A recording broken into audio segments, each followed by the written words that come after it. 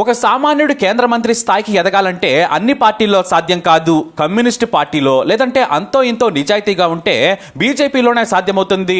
అలాంటి సామాన్యుడిని ఎంపీని చేసి ఆ తర్వాత కేంద్ర మంత్రిగా కూడా అవకాశం ఇచ్చారు ప్రధాని నరేంద్ర మోడీ. అతని పేరు ప్రతాప్ చంద్ర సారంగ్. బాలాసోర్ నుంచి ఎంపీగా 2019లో గెలిచిన ఆయన సిట్టింగ్ ఎంపీ బీజేడీ ప్రముఖ నేత రవీంద్ర కుమార్ ను ఓడించారు. 2019 మేలో సారంగి కేంద్ర సహాయ మంత్రిగా కూడా పనిచేశారు. అయితే ఈయన చాలా సాధారణంగా జీవనం గడుపుతారు. అందుకే ఈయన్ను ఒరిస్సా మోడీ అంటారు. కానీ మోడీ మాదిరిగా రిచి బట్టలు వేసుకోరు, ఖరీదైన జీవనాన్ని గడిపేందుకు ఇష్టపడరు. సాధారణమైన తెల్ల బట్టలు, ఒక పాత సంచి, డొక్కు సైకిల్కే ప్రిఫరెన్స్ ఇస్తారు సారంగి. ఈయన ఎప్పటికీ గుడిసెలోనే ఉంటారు. ఎక్కడికి వెళ్ళినా సరే సైకిల్ మీదే వెళతారు. ఎమ్మెల్యేగా గెలిచినప్పుడు కూడా ఆయన బస్సు లేదా రైల్లో అసెంబ్లీకి వెళ్లేవారు. ఇక ఉదయాన్నే రోడ్డు మీద ఎక్కడ చిన్న హోటల్ ఉన్నా కూడా తినేస్తారు. సెక్యూరిటీ అస్సలు పట్టించుకోరు. మంది మార్బలం అసలే లెక్క చేయరు. ఆయన ఎక్కడైనా సమస్య ఉందంటే మాత్రం వెంటనే వెళ్లిపోతారు. అధికారులతో మాట్లాడి అక్కడికక్కడే సమస్యను పరిష్కరిస్తారు. ప్రజలకు అధికారులకు లింక్ పెడతారు. ఇదిగో ఈయన పని చేస్తానని నా ముందే మాటిచ్చారు, చేయకుంటే ఆయన చొక్కా పట్టండి, లేదంటే ఆ తర్వాత వచ్చి నా చొక్కా పట్టుకోండి చాలా రఫ్ గా చెబుతారు. ఈయన మీద కోటీశ్వరులైన ధనవంతులే ఓడిపోయారు. ఇక అసెంబ్లీ జరిగేటప్పుడు భువనేశ్వర్లో రోడ్డు మీద ఈయన ఎక్కువగా భోజనం చేస్తూ కనిపిస్తుంటారు. తోటి ఎమ్మెల్యేలంతా కోట్ల విలువ చేసే కార్లలో వెళ్తుంటే ఆయన మాత్రం బస్ ఎక్కి బస్ స్టాండ్కి వెళతారు. అక్కడి నుంచి తన స్వగ్రామం గోపీనాథ్పూర్ కు వెళ్లిపోతారు. మొత్తానికి ప్రజల్లో ఉంటూ నాయకుడిగా ఎదిగారు. డబ్బుంటేనే ఎమ్మెల్యే అవ్వగలం అనుకునే వారికి ఈయన బెస్ట్ ఎగ్జాంపుల్. ప్రజల కోసం పనిచేస్తే జనం సులభంగా గెలిపిస్తారని నిరూపించారు. ఎందుకంటే బీజేపీ తరఫున 2004, 2009లో 2 సార్లు కూడా హేమాహేమలను ఓడించారు. ఈయన పిసిసి అధ్యక్షుడు నిరంజన్ పట్నాయక్ ను ఓడించి చరిత్ర సృష్టించారు. ఆ తర్వాత మోడీ సలహాతో ఎంపీగా పోటీ చేసి గెలిచారు. ఈయన చాలా ఏళ్లుగా సమాజ సేవ చేస్తూ ఉన్నారు. గ్రామాల్లో మౌలిక వసతులు కల్పించేందుకు ఎంతో కృషి చేశారు. ఇక జనం ఇచ్చిన విరాళాలతో, అది కూడా కేవలం 40,000 రూపాయలతో పోటీ చేసి గెలిచి రికార్డు క్రియేట్ చేశారు. ఇది ప్రపంచంలోనే రికార్డు. ఎందుకంటే ఎమ్మెల్యేగా పోటీ చేసిన వారికి కూడా లక్షల్లో విరాళాలు వస్తాయి. కానీ ఈయనకు ఎక్కువ ఇచ్చినా తీసుకోరు. నాకు 4 జతల బట్టలు, చెప్పులు, సైకిల్ ఉంటే చాలు బతికేస్తానంటారు ఈయన. ఎమ్మెల్యేగా వచ్చిన జీతాన్ని కొంత దాచుకున్నారు. అంతేకాదు తనకు అవసరమైతే ఏ నాయకుడి దగ్గరకు వెళ్ళినా కూడా 10,000 సులభంగా ఇస్తారు. కాబట్టి నాకు డబ్బు గురించి పెద్దగా పట్టింపు లేదంటారు. అయితే ప్రజానాయకుడిగా ఎలా ఎదిగారు, బీజేపీకి ఈయనకు ఏంటి సంబంధం అంటే మాత్రం పెద్ద చరిత్ర ఉంది.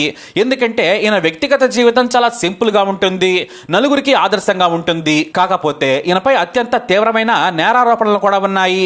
అవేంటో తెలుసుకోవాలంటే ఈయన బాల్యం గురించి మనం తెలుసుకోవాల్సిందే. ప్రతాప్ చంద్ర సారంగి జనవరి 4, 1955లో నీలగిరి జిల్లా గోపీనాథ్పూర్లో జన్మించారు. ఈయనది బ్రాహ్మణ కుటుంబం, నిరుపేదల కూడా. అయితే చదువుకునే రోజుల నుంచి ఈయన ఆర్ఎస్ఎస్ భావజాలానికి ఆకర్షితుడయ్యారు. విశ్వ హిందూ పరిషత్, బజరంగ దళతో కూడా అనుబంధం ఉంది. స్కూల్ రోజుల నుంచే ఆర్ఎస్ఎస్ భావజాలాన్ని విశ్వసించారు. ఆయన చుట్టూ ఉన్న వారికి అదేంటో కూడా తెలియని రోజుల నుంచే పనిచేయడం మొదలు పెట్టారు. హిందూ మతం అంటే ఆయనకు పిచ్చి. ఎంతలా అంటే తన మతాన్ని ఎవరైనా తక్కువ చేసి మాట్లాడినా, అన్య ప్రచారంతో హిందూ మత దోషణ చేస్తూ మార్పులకు పాల్పడ్డా కూడా అస్సలు ఊరుకోరు. నిర్దాక్ష్యంగా దాడి చేస్తారు. నీ మతం అయితే నీ పని నువ్వు చేసుకో, నా మతం జోలికి రావద్దు. అమాయక గిరిజనులకు తెలియని దేవుడి గురించి చెప్పి మత మార్పిడి చేస్తే సహించనని నాడు క్రిస్టియన్ సంస్థలతో పోరాడారు. గిరిజనులు ఎక్కువగా ఉండే నీలగిరి జిల్లాలో తీవ్రంగా పనిచేశారు. అప్పుడే రామకృష్ణ మఠంలో సన్యాసిగా చేరాలనుకున్నారు. బేలూరు మఠంలో పలుమార్లు గురువుల దగ్గర శిష్యరకం కూడా చేశారు. అయితే పూర్తి స్థాయి సన్యాసిగా మారేందుకు, తనకు ఇష్టమైన గురువును కలిసేందుకు పశ్చిమ బెంగాల్లోని హౌరాకు వచ్చారు. ఆశ్రమంలోనే కషాయ బట్టలు కట్టుకొని దాదాపు 1 రోజులు ఇతర సన్యాసులతో కలిసి ఉండడం మొదలు పెట్టారు. సంస్కృత శ్లోకాల నుంచి రామాయణం, మహాభారతం ఇతిహాసాలను కూడా నేర్చుకున్నారు. పుట్టుకతో ఆయన బ్రాహ్మణ కుటుంబంలో పెరగడంతో అవి స్వతహాగానే అబ్బాయి. అయితే గురువు గారి చేతుల మీదుగా సన్యాసం తీసుకోవాలనుకుని ఆశ్రమంలోనే ఒంటరిగా ఉన్న తన గురువు దగ్గరకు వెళ్లారు ఆయన. మీ శిష్యరకంలో నా జీవితాంతం సన్యాసిగా బ్రతకాలనుకుంటున్నాను. నాకు ఈ మనుషులుగా ఆచరించే, అనుభవించే శారీరక ధనసుఖాలపై ఇష్టం లేదని చెప్పారు. అప్పుడు ఆ గురువు ఏం చదివావని అడిగారు. నేను ఫకీర్ మోహన్ డిగ్రీ కాలేజీలో BA చదివాను. ఆర్ఎస్ఎస్, విశ్వ హిందూ పరిషత్, బజరంగ దళ్ సేవా కార్యక్రమాల్లో పాల్గొంటున్నానని చెప్పారు. ఆ తర్వాత ప్రశ్నలు అడుగుతుంటే బయోడేటా ఫామ్ ను గురువు చేతిలో పెట్టేశారు. అయితే తండ్రి స్థానంలో లేట్ అని రాసి ఉంది. అప్పుడే మరి అమ్మ ఎక్కడున్నారంటే నా దగ్గరే ఉంది, ఇతర సోదరులు సోదరి ఉన్నారు, వారు చూసుకుంటారు అని చెప్పారు ఆయన. ఏం చేస్తారంటే ఆలయంలో చిన్న చిన్న పనులు చేస్తూ డబ్బు సంపాదిస్తుంటారని చెప్పారు. అప్పుడు గురువు, నువ్వు సన్యాసం తీసుకోవద్దు, అమ్మ దగ్గరికి వెళ్ళు, అమ్మకు సేవ చేసే భాగ్యం నీకు దక్కింది, నువ్వు సన్యాసిగా ఉండాలని వచ్చావు. సన్యాసి అంటే కేవలం బట్టలు వేసుకున్నంత మాత్రాన కాలేరు, నిష్టగా ఉండాలి. అందుకు అమ్మ దగ్గర ఉండైనా నువ్వు సన్యాసిగా బ్రతకొచ్చు కదా. అమ్మ దగ్గరికి వెళ్ళు, అమ్మతో హాయిగా జీవితాన్ని గడుపు, నీకు నచ్చిన మార్గంలో వెళ్ళు, పెళ్లి చేసుకోనన్నావు, పెళ్లి కంటే కూడా అమ్మే కనిపించే దేవత, నువ్వు వెళ్ళి ఆమె సేవలో తరించమన్నారు. దీంతో వెంటనే ఆయన గురువు మాటలకు విలువిచ్చి అమ్మ కోసం సన్యాసం తీసుకోలేదు. తాను మాత్రం ఎంత చెప్పినా చివరకు అమ్మ చెప్పినా కూడా పెళ్లి చేసుకోలేదు. చిన్న చిన్న పనులు చేసుకుంటూ ఆర్ఎస్ఎస్ విశ్వ హిందూ పరిషత్ కార్యక్రమాల్లో పాల్గొంటూ గిరిజన గ్రామాల్లో స్కూల్స్ బాగా నడిచేలా శ్రద్ధ తీసుకునేవారు. చాలా గ్రామాల్లో కరెంటు లేకుంటే విద్యుత్ ఏర్పాట్లు చేసే వరకు పోరాటాలు చేశారు ఆయన. కానీ అప్పుడే గిరిజన గ్రామాల్లోకి విదేశాల నుంచి క్రిస్టియన్ మిషన్లు వచ్చాయి. గిరిజనులకు భారీగా డబ్బులు ఇస్తూ అందరినీ మతం మార్పిడి చేస్తున్నారు. దీంతో ఆయన క్రిస్టియన్ మిషనరీలో పనిచేసే వారిని వెళ్ళగొట్టేశారు. గ్రామం గ్రామం తిరుగుతూ దేవుడు విదేశాల నుంచి రావాలి, మనకు దేవుడున్నాడు, మీ గిరిజన దేవుడిని మించిన దేవుడా ఆ ఫారెన్ గాడ్? కానే కాదు. మీరు వారి మాటలకు డబ్బులకు ఆశపడి మతం మారొద్దు. మతం మారిన పుట్టినప్పటి నుంచి వచ్చిన మన మతానికి ఏదీ సరికాదని చైతన్యవంతులను చేసేవారు.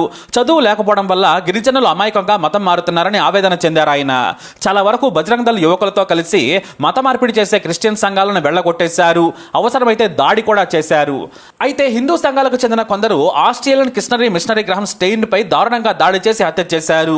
అతని ఇద్దరు పిల్లలను కూడా 1999లో చంపారు హిందూ సంఘ కార్యకర్తలు. ఇది ఆ రోజుల్లో ప్రపంచవ్యాప్తంగా సంచలనం సృష్టించింది. ఈ ఘటనలో సారంగి కూడా ఉన్నట్టు ఆరోపణలు వచ్చాయి. కానీ ఆయన పేరు ఈ కేసులో రాలేదు. చాలా ఏళ్ల పాటు సాగిన ఈ కేసులో విచారణ జరగగా దారాసింగ్ అనే వ్యక్తితో పాటు మరో 12 మందికి ఒరిస్సా హైకోర్టు 2003లో మరణశిక్ష విధించింది. మరో 11 మందికి జీవిత ఖైదు విధించింది న్యాయస్థానం. కానీ ఆ తర్వాత సరైన సాక్ష్యాలు లేవని వీరిని కూడా వదిలేసింది న్యాయస్థానం.